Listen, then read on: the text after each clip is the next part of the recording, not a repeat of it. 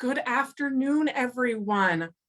I'm going to go ahead and call to order the December 17th, 2021, 3:04 p.m. Canvassing Board Certification Meeting for the December 7th, 2021 recall election. I am Canvassing Board Member Julie Wise, your King County Director of Elections. With me on the call today via Zoom, and we are also live on Facebook, I have Canvassing Board Member, our newest, excited to announce Susie Sloniker to the board. She's the interim Civil Division Chief in the Prosecuting Attorney's Office. And thrilled, of course, to have Janine Y back. She is our acting Chief of Staff and Director of Operations to the King County Council. We are also staffed by the marvelous Geraldine Hampton, who is our ballot processing manager here at King County Elections. This meeting, again, is being live streamed via the King County Elections Facebook page and is being recorded and will be uploaded to our YouTube channel after this meeting. Geraldine Hampton, please provide us with an overview of this recall election. Thank you, Julie. Thank you, board. Before I give a full rundown of the activities and events of our December 7th recall election, we've got two items for the board determination. The first item is E-4000. It's 491 mail ballot challenges that we were unable to process due to reasons such as signatures being missing from the ballot declaration, signatures not matching from the ballot envelope to the voter registration record, and ballots being too late. So we would like to have these ballots rejected by the board. I move to support the rejection of the 491 mail ballots that Ms. Hampton referenced. I second that. All in favor? Aye. Aye. Motion passed. Second item is PV-8000. It's 3 ballots that we are treating as provisional ballots because they are individuals who were not registered at the time that they accessed our online ballot marking program to print out ballots for this recall election. They return those ballots to our office, and as we do with every single ballot that comes into our office, we do a complete researching of those voters to determine if they are eligible to vote in that election, being a registered voter and residing in the correct district. So these 3 individuals were not registered voters, therefore not eligible, and we were unable to count these 3 ballots. I move to reject the 3 provisional ballots from the unregistered voters. I second. All in favor? Aye. Aye. Okay, thank you for that. Now to give you a summary of what happened throughout our December 7th recall election. So going into this election, we had projected around 50% turnout is what we thought we would get to, and the voters surpassed that projection. We ended up at 53.5% turnout from the voters in Seattle District 3. The total ballots returned for this election ended up being 41,534, and there's over 77,000 registered voters in this district.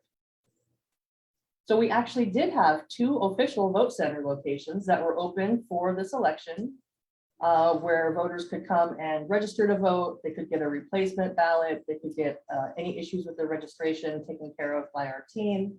One of those locations were located here at Renton headquarters. And then our second location was at the Langston Hughes Performing Arts Institute. And so we had, that was a new location specifically for this election. At these 2 locations, we registered almost 60 new voters. We completed over 90 updates and transfers. And then we issued 141 ballots for folks to use to cast a vote. Dropbox activity, we had 17 locations where voters could drop off their ballots for this election. Our Dropbox returns totaled almost 16,000 ballots and ended up being 38%, only 38% of our total returns. This is far lower than what we saw just in this last November election that we just completed a couple weeks ago, which was 57% of total returns.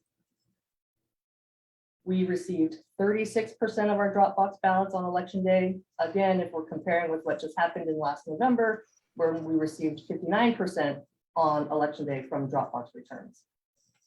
And for our most utilized box for this election, it was Seattle Central College. They got almost 7,000 ballots in returns there. And then the second runner-up was Garfield Community Center with just over 6,000 ballots. Challenges. I know people are curious about challenges. So we ended this election with that 491 mail ballot challenges that we just referenced a few minutes ago. Of those, 33% were returned too late. If we look just past November, 52% of our challenges were actually from ballots that were returned too late to be counted. We have a little over 300 signature challenges remaining. I think it's 318 to be exact, which is 0.7% of our total returns. So still under that 1% mark. And here's an amazing tidbit for people to know. We had an amazing 68% of voters who had an initial signature challenge did in fact respond to their challenge. 68% is, I think, the highest we've ever had in response to challenges. It's usually between like 50 to 55%.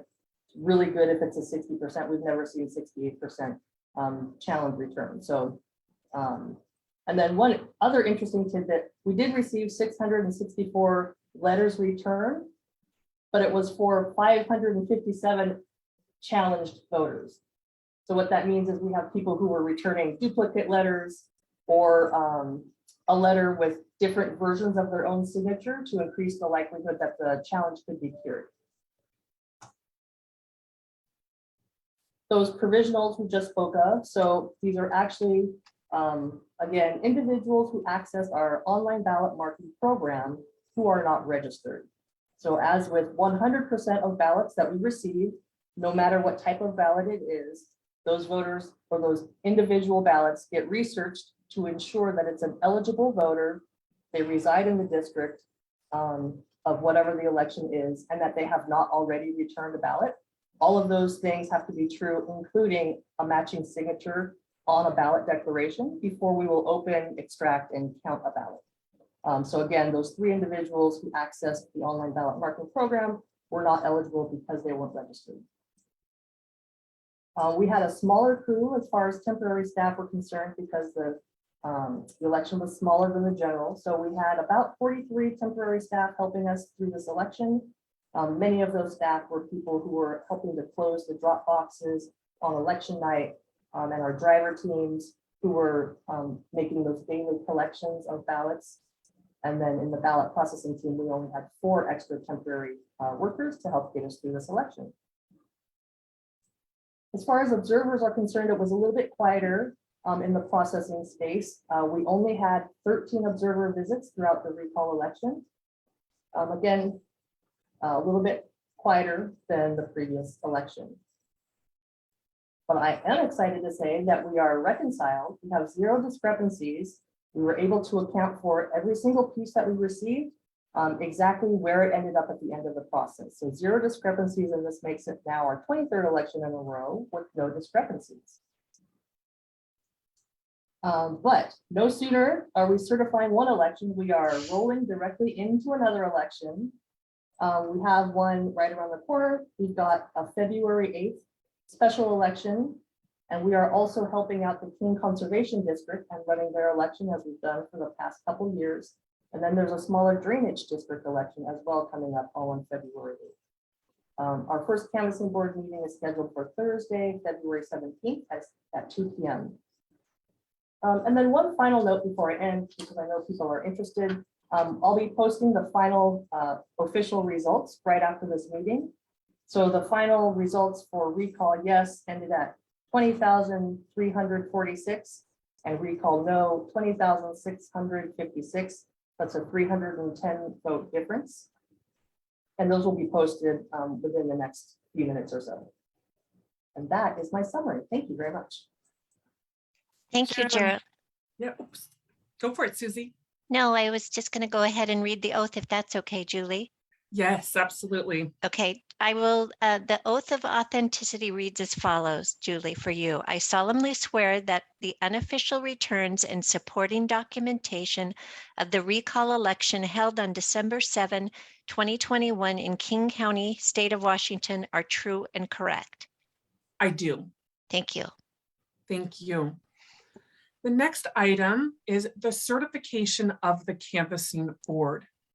And it reads, the undersigned officers designated by law as constituting the canvassing board for the County of King, State of Washington, hereby certify that this is a full, true, and correct copy of the abstract of votes, including the number of registered eligible voters, cumulative results, precinct results, and report of votes cast at the recall election held on December 7th, 2021 in King County, State of Washington. I do. I do. Thank you, Geraldine Hampton, for a wonderful recap of this recall election, for you and your team's fabulous work on reconciling another election here in King County. Congratulations to you and all of the entire team at King County Elections for doing a fabulous job with this recall election. Every election in 2021, I'm very appreciative to all the hard work. Thank you very much. Well, as Geraldine shared, we've got to get ready for 2022. So we're going to sign a couple of documents further this afternoon so that we can ensure that staff can be working right away come January for the 2022 elections.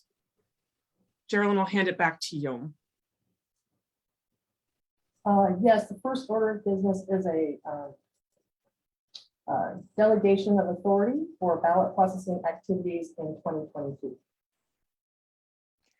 I move that we, the members of the King County Canvassing Board, authorize election staff to conduct ballot processing activities adhering to the rules and guidelines detailed in the King County Canvassing Board Administrative Rules for all elections held in 2022.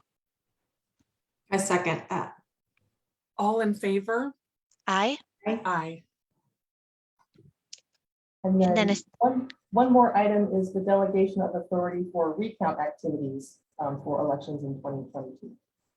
I move that we, the members of the King County Canvassing Board, authorize election staff to, at any time a recount is called, provide notice of the recount, continue to work, to set costs, and to complete the election adhering to the rules and guidelines detailed in the King County Canvassing Board Administrative Rules for all elections held in 2022. I second that. All in favor? Aye. Aye. All right. Geraldine, anything further for the board? Nothing today. Thank you. Thank you again, King County Canvassing Board, for your work this year and for this election. Appreciate you very, very much. And again, congratulations to Team King County Elections and happy holidays to all. Any further business? None. No. This meeting, the December 17th, 2021 recall certification meeting is adjourned at 3:18 p.m. Congratulations again to all and happy holidays. We'll see you next year.